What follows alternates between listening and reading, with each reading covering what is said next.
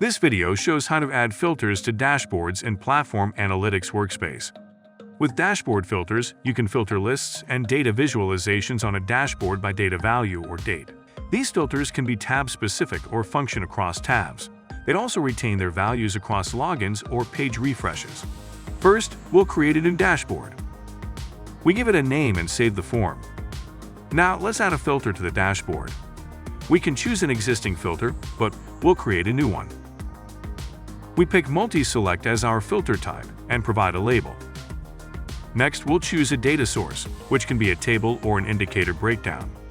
Let's select Table as our source type, Incident as our source table, and Assignment Group as our field.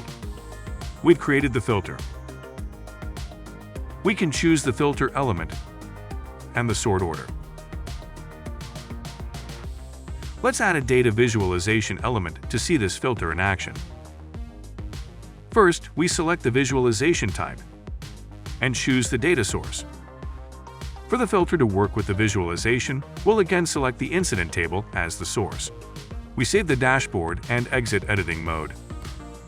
This value indicates that the incident table has 67 records.